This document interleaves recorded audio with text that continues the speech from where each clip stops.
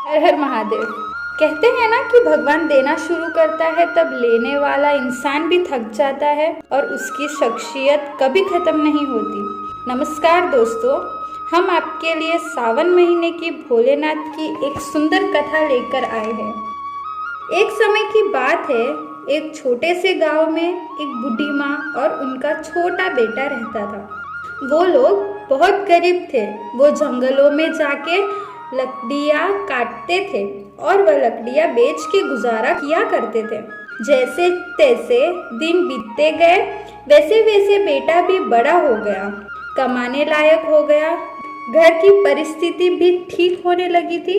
बूढ़ी माँ ने सोचा कि बेटा बड़ा हो चुका है, अच्छा खासा कमा लेता है, तो क्यों ना उसकी शादी करवा दी जाए। और भोलेनाथ की कृपा से बेटे की शादी भी हो गई। बहू सुशील और संस्कारी थी। वो हर रोज भगवान शिव की आराधना करती और घर के सभी कार्य बहुत अच्छे से कर लेती थी। देखते ही देखते सावन शुद्ध का महीना आ चुका था। बहू भोलेनाथ की अनन्य भक्त थी। उसके मन में यह विचार आया कि सावन का महीना है तो क्यों ना मंदिर जाकर महादेव की पूजा अर्चना करी जाए। यह बात बहू ने माँ जी से कहा कि मैं मंदिर जाकर शिव जी की आराधना करना चाहती हूँ, लेकिन माँ जी ने साफ इनकार कर दिया और बहू से कहा कि घर पर ही पूजा करो और घर के काम करो। मंदिर जाओगे तो घर के काम कौन करेगा। यह सुनते हुए बहू चुप होकर दुखी मन से के काम करने लगी। और अगले दिन बहू कुएं से जल लाने गई और रास्ते में उसने देखा कि 2-3 लड़कियां पूजा की थाली सजाए मंदिर की ओर जा रही है। बहू ने रोका और उनसे पूछा कि आप लोग कहाँ जा रही हो। तब लड़कियों बोली कि सावन का महीना है तो भगवान शिव जी की पूजा करने जा रहे हैं। और तब ही उन्होंने पूछा, आप मंदिर नहीं गए। तब बहू दुखी मन से बोल पड़ी कि मेरी माँ जी ने मंदिर जाने से साफ इनकार कर दिया। तब लड़कियां बोली, आप चिंता मत करो, आप रोज इसी समय पानी भरने आया करो और हमारे साथ मंदिर चलकर भगवान शिव जी की आराधना किया करो। तब वो बोली कि मेरे पास पूजा की कोई सामग्री नहीं है, घर से लाओगी तो माँ जी को पता चल जाएगा। तब लड़कियां बोली, कोई बात नहीं, आप हमारी पूजा की सामग्री से पूजन कर लेना।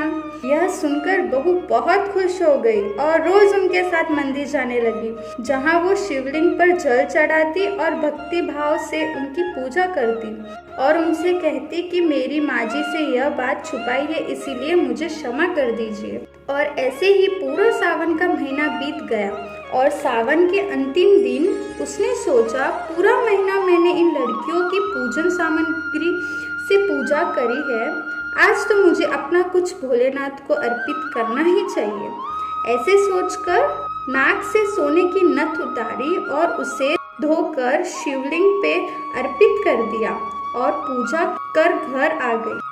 घर आकर अपनी माँ जी नजर चुराने लगी, इधर उधर घूमने लगी, क्योंकि वह जानती थी उसके नाक में नथ न देख के माँ जी जरूर पूछेगी कि नथ कहाँ गई।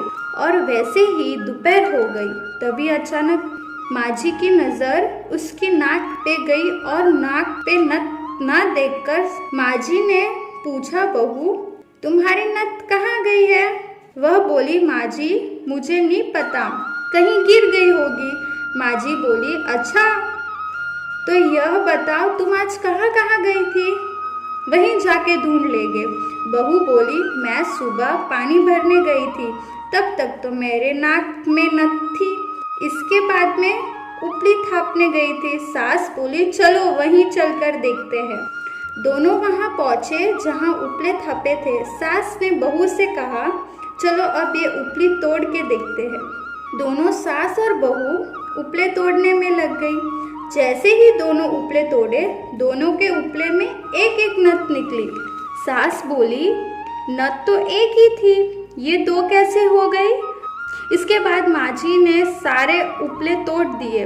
अब सास उपले तोड़ती जाए और उन सब में नथ निकलती जाए। सास ने बहू की ओर देखा और पूछा, यह क्या मांजरा है। तब बहू ने सास से क्षमा मांगते हुए कहा, ये भगवान भोलेनाथ का आशीर्वाद है। आज मैंने सावन की समाप्ति पर मैंने अपनी नथ अर्पित की थी और उन्होंने मुझे इतनी सारी नथ वापस कर दी। सास बहू की बात सुनकर बहुत खुश हो गई और कहा, सावन में मैं स्वर्ण जाप तप और दान का इतना महत्व है तो अगले साल हम दोनों मिलकर शिवलिंग पर जल चढ़ाएंगे और पूजा पाठ करेंगे। अगले सावन का माह आने पर दोनों सास बहू ने नियम से सावन का स्नान किया, पूजा पाठ जप तप किया।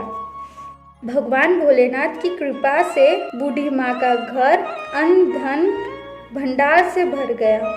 बहू को एक सुंदर पुत्र रत्न की प्राप्ति हुई। हर हर महादेव।